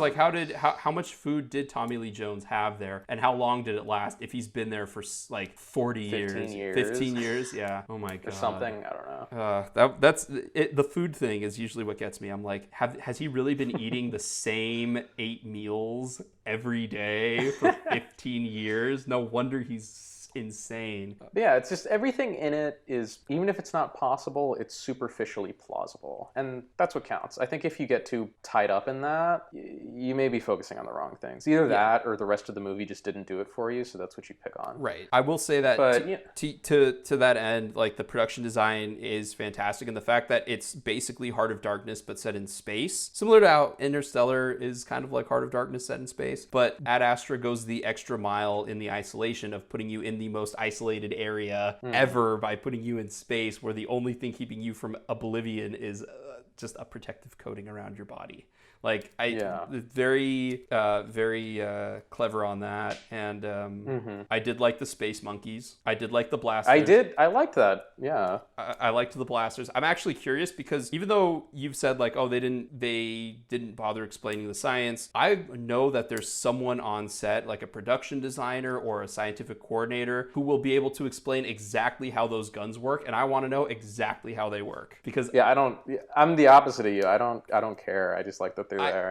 As like a trivia thing, like if they're like, oh yeah, it's like a magnetic railgun type system, or like a photon prioritized energy system thing. Like I'm like, okay, as we get more sophisticated in movies and as we are able to explain these things better and better, because we have more and more people who grew up on Star Wars and wanted to understand how these came to be, I would love to hear how how they explain how these things work. Not to poke holes into it, but because I love all of the research that these people do into it. Well, no, I was saying that's kind of hilarious because you said grew up on Star Wars.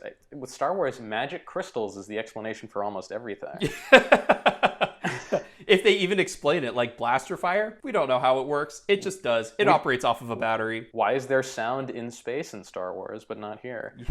I don't know. How do twin ion engines work when the whole, Star Wars science is completely different than real world science. And I've accepted that. Star Wars science is magic. That's the thing. It's a fantasy. It's got wizards and knights and princesses. And a giant electrical field that binds everything together. But you still can't wear a bra in space. And also there's gravity in space. Yes, clearly. There's always gravity in space. Oh man, Star Wars. But yeah, there's so much good stuff to say about Ad Astra. I mean, I think like the final scene with Tommy Lee Jones is just about perfect because it's like everything you want from that scene, and nothing ever feels wrong about it, Yeah. It feels like it's handled in the perfect way. I think, kind of the ending where he's like, you have to let go. Like he can't let go of his dreams, but he's trying to save his ambitions son.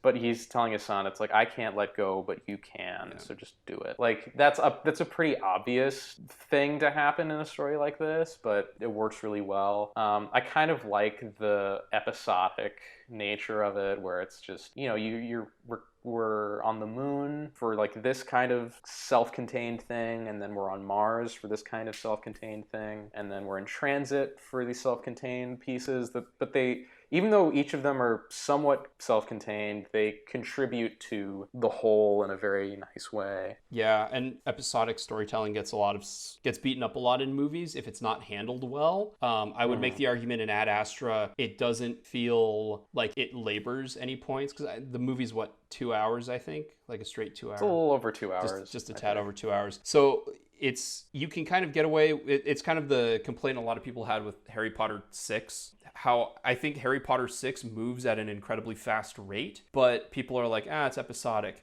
But I think like the advantage of, I agree with you. I do like the episodic nature of Ad Astra. It again made me think a lot of Apocalypse Now and Heart of Darkness, which that's one of the things I didn't appreciate about the movie is how hard they seem to sell the Apocalypse Now connection or inspiration, because it's like you can be inspired by it. That's fine. It's the best movie ever made. So, I don't blame you for being inspired by it, but you don't need to draw that many parallels. Well, I mean, it's not like they named that many obvious parallels. Well, it's not like they named, Tommy Lee Jones' character, oh yeah, he's Colonel Kurtz.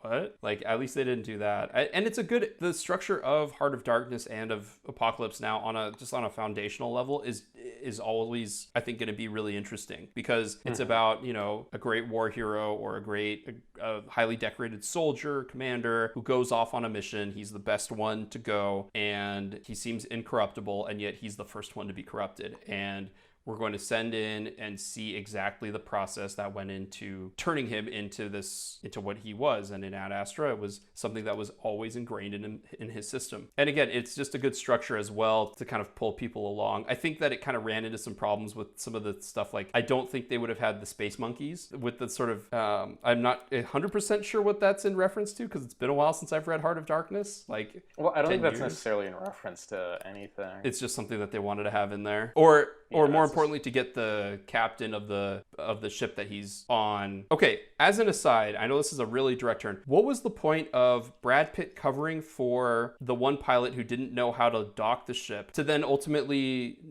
not really lead to anything? They made he's like, I won't tell anyone. And it's like, it almost seemed like you owe me one. But then when he goes back in to like hijack the ship to get it to Neptune to launch the atom bomb, all of a sudden, like, understandably, all of the crew members are trying to kill him, which, that makes sense. But then, like, the captain also tries to kill him. Like, what was the point of setting that up to then ultimately amount to, like, what was the overall point? Because I would think that the point of that was setting up this whole idea of Brad Pitt, like, hey, I saved your life, you owe me one, but then ultimately that never paying off. Like, his one act of goodwill didn't pay off in the long run. The captain proves himself to be a coward. Regardless, he won't change. He'll always be a coward, and he'll always be you know what I mean? Like, what was the ultimate purpose of that moment? I think this is just my own conjecture, but I think one, again, it's sort of reaffirming Brad Pitt's character as like the hyper competent, perfect astronaut or perfect soldier. Right. Well, him landing it, yes. And then I think also it's that it's kind of like, no matter what he does, as long as he is doggedly pursuing this goal of finding his dad, he will always end up isolated from people. Like, he thinks he has these astronauts on his side because he helped them, but as soon as he, goes to great lengths to continue his mission, they turn against him. Like, every effort he takes to complete his mission continues to cut him off from people. To the point where his mission is classified and he can't tell anyone. Like you said, good filmmaking. See, you make me want to rewatch it, voiceover and all. Voiceover. Yeah, the weakest part of the movie for me was like the voiceover and then the psych, like the Blade Runner style, the captain's log type stuff that he does, or the psych evaluations. Yeah. Where he's, again, like, we said with Joker says, Arthur Fleck says the theme of the movie in a single sentence. He doesn't just say it, he yells it, which is even worse. It's worse, yeah. Like, Brad Pitt stating to the camera how he feels. It comes off weird. I didn't like that choice too much. Because it's like, we can, again, the filmmaking does such a good job of showing how he really feels. And I guess, maybe there's some irony to be mined from the fact that he's saying, I'm fine in these psych evaluations, like, I'm fine, I'm calm, I'm whatever. And then the filmmaking shows him to not be okay. Right. So, there may be some ironic effect that you can get from that juxtaposition, but on a visceral level, I just didn't like the voiceover or the captain's log stuff. I wonder if the voiceover was something that was put in after the fact or if it was always there. I don't know. Like, my stance on voiceover is, ever since I watched a ton of Terrence Malick film, I don't hate voiceover. I think that there are ways to do it well. His voiceover works because the voiceover isn't describing anything that you can't. Right. That you can show. It's always in juxtaposition, or it's always commenting on the theme.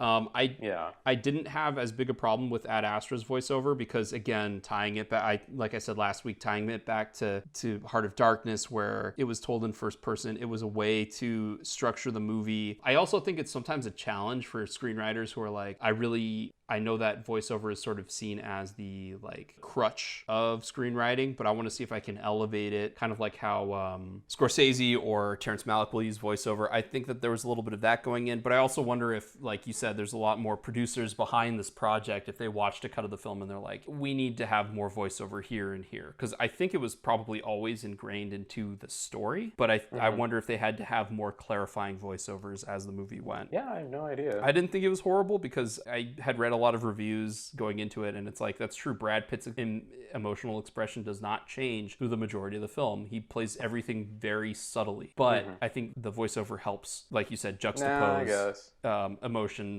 and timing. Now, again, it also helps to build the world too. Yeah, I mean, I think with Pitt's performance, I mean, he does a really good job because he's playing a guy who is emotionally stunted. So every reaction he has will, by necessity of his character, be very subtle. Right. And I think that's where, James Gray kind of takes over, in that Pitt is there to deliver the emotional beats on a very nuanced level where it's in keeping with his character, and then James Gray can use the filmmaking process to illustrate that in a more obvious way. Right. And to be clear, I think Brad Pitt does a fantastic job. Like, he's got he's great. He's got two solid performances this year. He's got Once Upon a Time in Hollywood, which I thought he was really good in, and he's got this. So he's back on track, man. I know. Good for him. Yeah.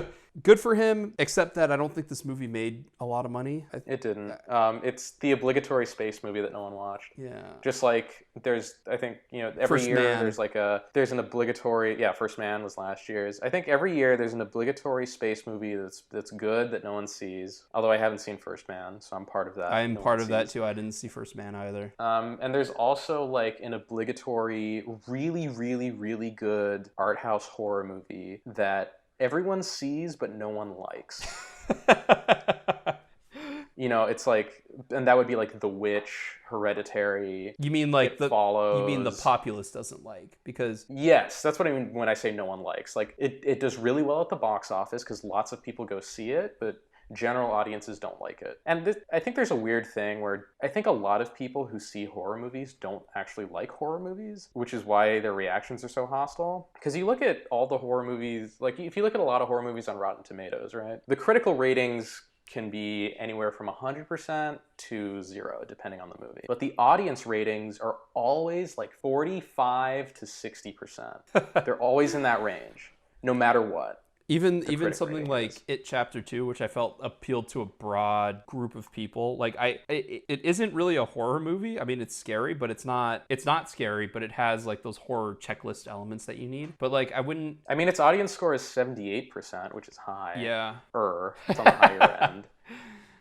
But like, it's like I just think people don't. I think a lot of people who see horror movies don't actually like horror movies, which makes you wonder why they're seeing them. Or they go in expecting one thing, and when they don't get it, they just like, it's bad. Yeah. Well, I think that happens a lot because I think everyone expects something different from horror movies, because I know a lot of people who are like, oh yeah, I love those Saw movies, and then a lot of other people who are like, yeah, Saw's trash. It's just it's too hard, because they're like the Red Letter Media guys, for example. They love the really slow suspense building horror movies where it's like the moments are building and building and building and building, and that's what builds the tension in it, and then it's creepy as opposed to like overtly in your face scary. And I think there's room for both, but I think a lot of Hollywood studios and a lot of people who generally like horror movies these days go and see them for the jump scare, or interpret it as the more jump scares, the overly explicitly creepy in your face visions, the better. Whereas like you have the good directors like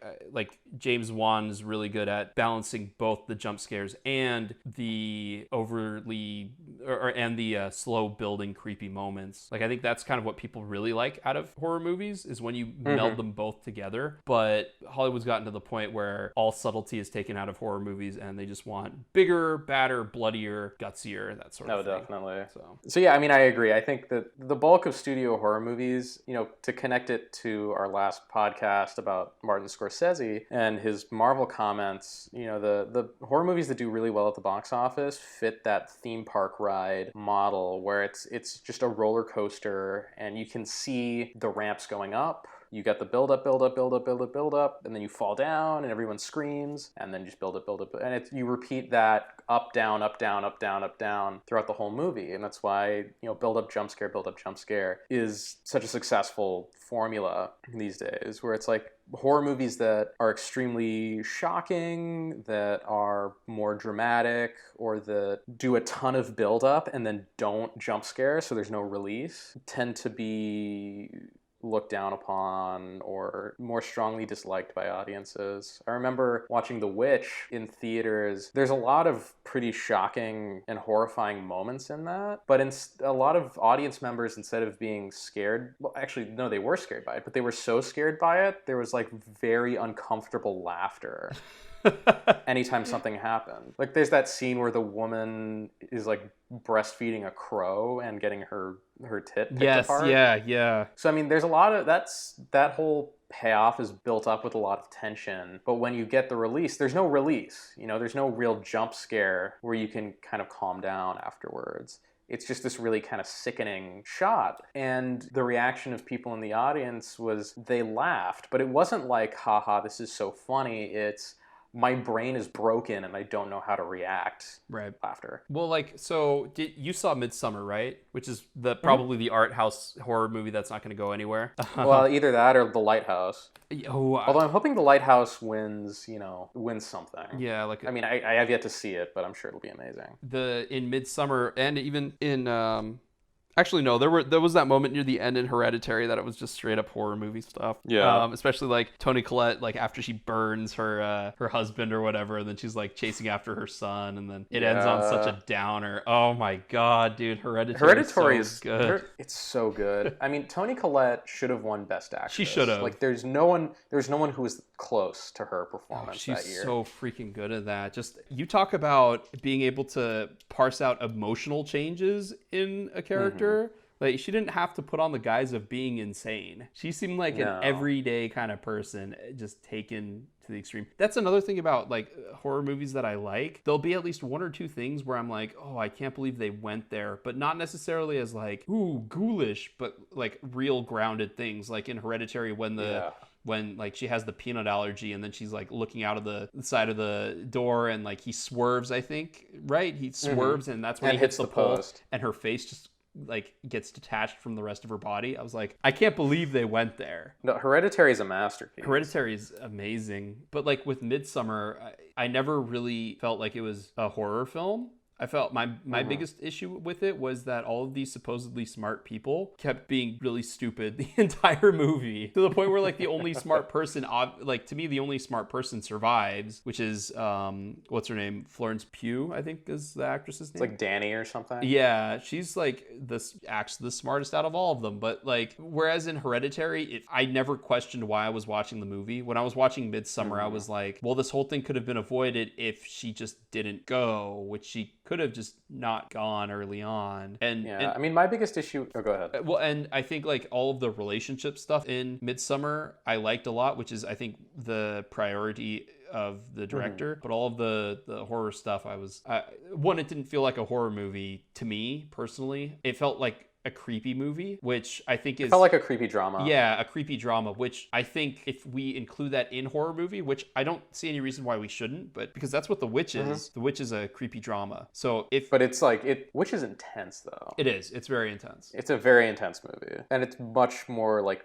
brazenly disturbing than it's like it's a disturbing period drama, but like emphasis on disturbing. There isn't that much that's like too overtly scary in the conventional sense, and the same with Midsummer. There's nothing too conventionally scary, except that I guess my defining difference is that in a decent horror movie, as someone who's not a horror movie expert, in a decent horror movie, things are happening to the people. In Midsummer, the things that are happening, the people are actively pursuing. Like, they don't have to drink the tea, but they drink the tea. He doesn't have to go in and look at the book, but he looks at the book. They didn't have to go on this trip, but they did go on the trip. They're initiating what ends up being horrific that happens to them. Sure, the society is horrific, but if you understand how the society works, it's maybe a little less horrific, which is not necessarily where they want to be when they're talking about killing people at 60 years old, but I digress. Well, so the two kind of thoughts I have are, one, the reason why, I mean, Midsummer's a good movie, but it fell short relative to Hereditary for me, because Hereditary, every single minute detail that seems like a throwaway pays off at the end. Like, everything about the world and the story, every detail contributes to the larger sum of the movie, and it's so airtight in that way,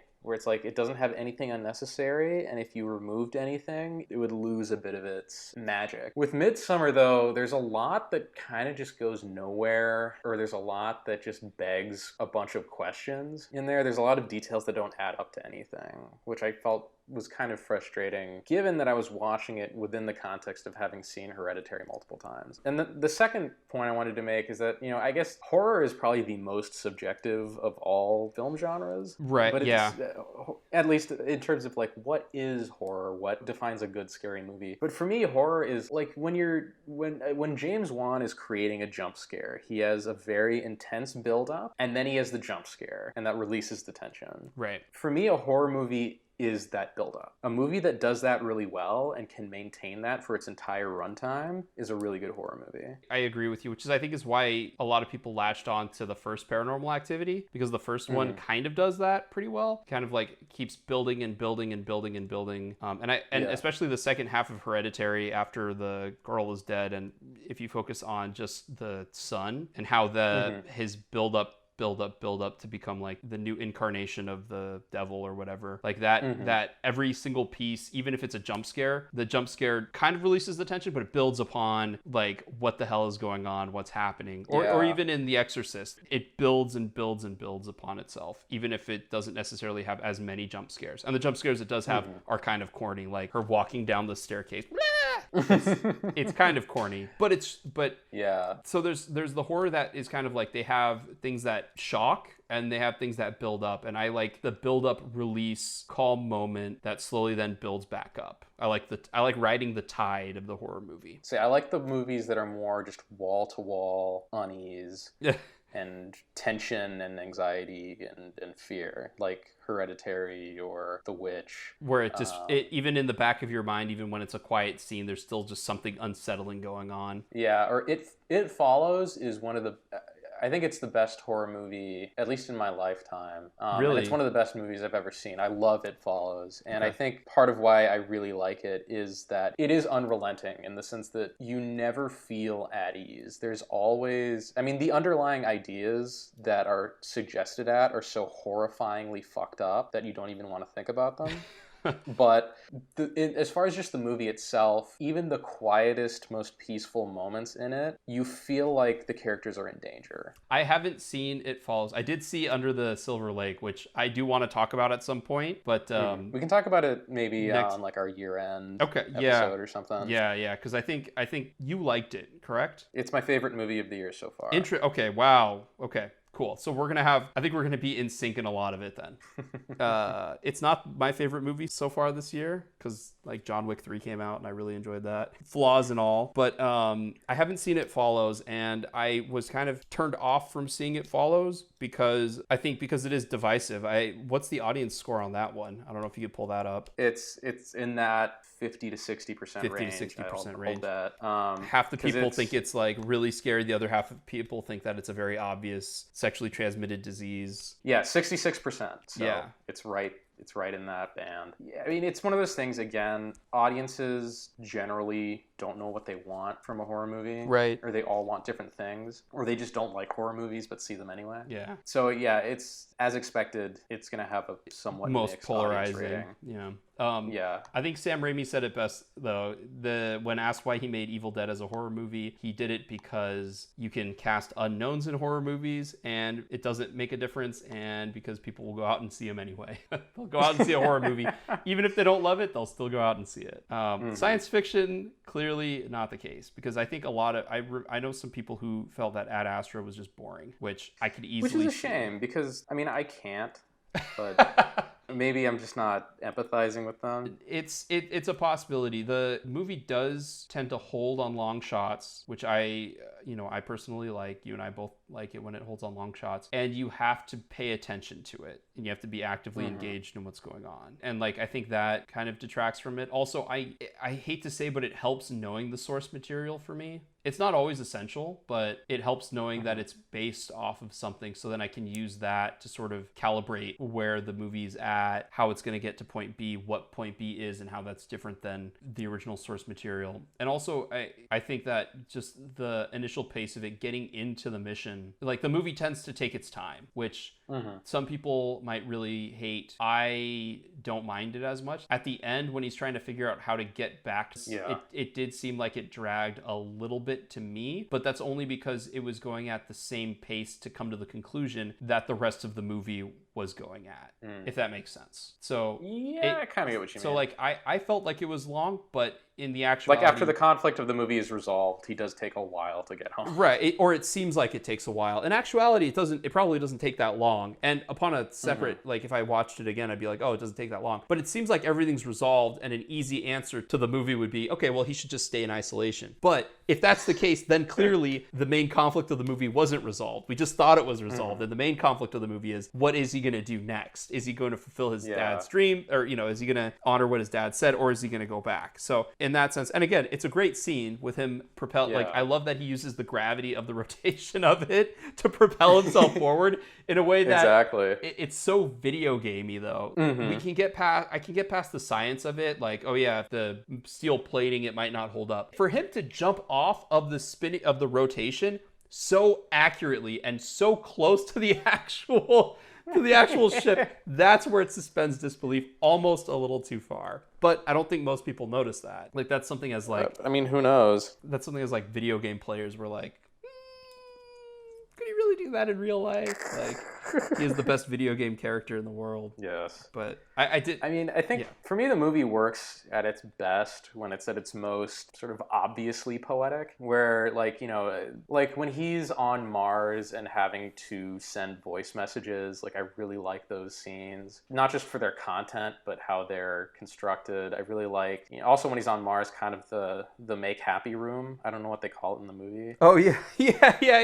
where it's projecting it's just projecting things, and like you can see imperfections in the wallpaper and shit. I know. And I also really like the bit where, just at the end of the movie, when he finds his dad and they're talking about, kind of the mission to find extraterrestrial life. And his dad is like, it's like, it has to be out there. It has to be out there. I've searched every corner of the galaxy, but I can't find it. Yeah, and like all of the data is wrong. I need new data. I need different data. We're looking at the wrong data. And then his son's like, no, you succeeded. Like if there's nothing out there, then hey, now we know. Now we know we're all we've got. And like that, when it comes to stating your theme at the end of the movie, like that is the huge difference maker between Ad Astra and Joker. It's like Joker states its theme at the end of the movie in a very kind of heavy-handed and dumb way. Whereas Ad Astra states the theme of the movie at the end in a very like subtle and very fitting and very poetic and beautiful way, I think. And I think in that sense, I mean, both movies are kind of about the same thing. We're all we've got, so time to start acting like it. I was gonna say, so be compassionate. Yeah, I don't know. I think one of the problems with the marketing of Ad Astra was people were expecting it to be more of like an action film. I think that's the biggest problem that people have with it. I was not. If you told me an action film was called Ad Astra, I would be like, yeah, bullshit. What? Like, there's no way an action movie has that title. Exactly. So not that the action scenes weren't handled well, but it is a very, it's fine. The movie itself though, I mean, I guess I like it because it feels artsy fartsy. It feels very meditative. Yeah. And I like all of the supporting characters. Again, excellent casting of a higher caliber, but excellent casting in this one as well. It really pisses me off. One, like a lot of movies are advertised by studios as being action movies where they'll take the one or two kind of tense action-y sequences and just stuff the trailer with those and nothing else. And then I also get pissed off when they do that and then people go to see the movie and they hate it because it's not what they expected. Yeah. It's like you're given the best burger in the world, but you're pissed and you hate it because it's not a bowl of chicken and rice. It's like that attitude makes no fucking sense to me. It's like you're given something really good just because it wasn't what you thought it was going to be. It's bad. Like, I don't know. I just find that baffling. Again, the studio's trying to get least common denominator into the theater, and they're trying to recoup as much money as they possibly can in 3 days. So what they do is they try and make a broad assumption of who might be going into the movie, advertise it to them in the most primal way possible, and hope to trick people to go into the theater. Because that's what happened. Yeah, but that's like... It's bad faith. Happened with Drive. It certainly happened with Drive. But if you were given Drive to advertise, how would you advertise it? I would make the trailer as baffling as possible. Because okay, here's the counter to the pretend it's an action movie version of creating a trailer. Right. The trailers for The Lighthouse make no sense whatsoever. I know, like, watching those trailers, I know less about the movie now than before I watched them. Yeah, but I will also say it's also an A24 movie, and A24 like they make the best trailers because they're A24. Yeah, A24. A24. A24. Yeah. A24. That's what I'm gonna. That's. I've never been. That's another Matt-ism. That's like how you butcher every Japanese name. Yep. I do what I can. A24, but A24 takes so much longer to say than A24. Okay. A24 but the trailers they make and the movies that they have, like Drive would have been perfect under their banner. But yeah, but that's the thing. I would have done it like an A24 trailer where you really don't know what's going on. Like you just get a couple of the very basic details, but the trailer is all mood. You know what I mean? Yeah, and for Drive that would work. For Ad Astra, I think that would work a lot. I feel like they almost tried to do that with the Ad Astra trailer, but it also, like science fiction movies, like high concept science fiction movies are just not something people are interested in anymore. And I think even like, because you greenlight a movie a couple of years before it comes out, like a year and a half or 2 years before it comes out. And then like you look at First Man, and First Man didn't do any numbers, and that was based off of something. And then, I don't know, it felt like they tried to do something. Because I remember coming out of the trailer for Ad Astra, I was like, I have no idea what this is about. It's the Brad Pitt astronaut movie, but I still really wanted to see it. And after the reviews came, that's the other thing is like, if the reviews come out and they're like, oh, this is very different than it was advertised, like Suburbicon. The trailer for Suburbicon is nothing like the movie that came out.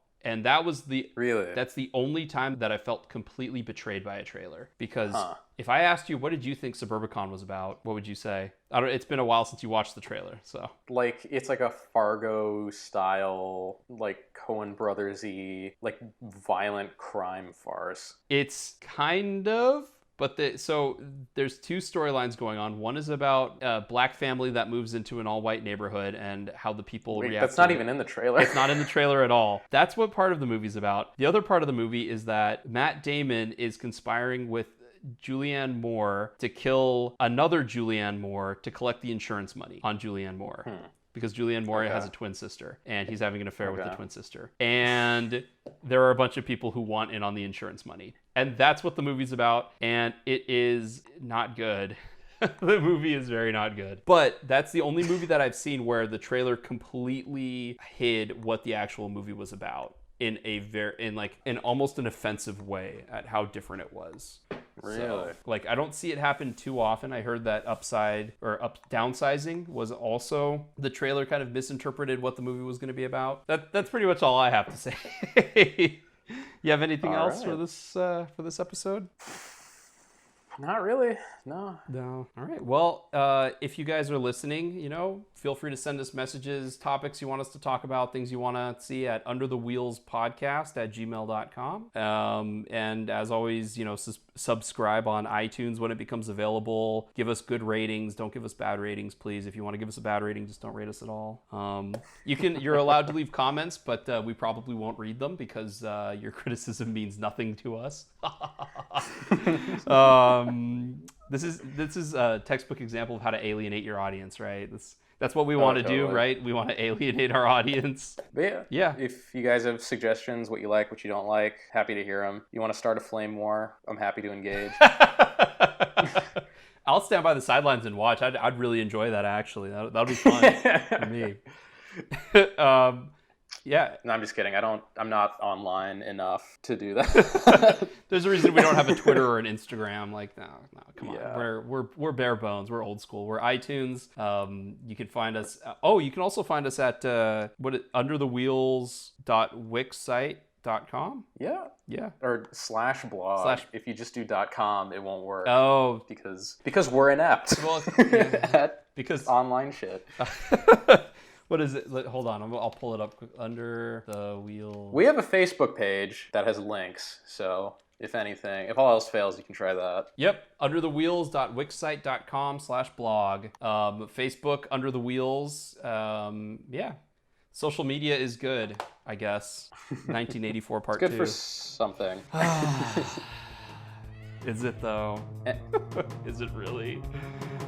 I have nothing else. Do you have anything else to plug? Nope. All right. Well, in that case, Watch Ad Astra. Yes! Please. Give it more money, please, so that we get more stuff from James Gray in his sort of good movie-making period.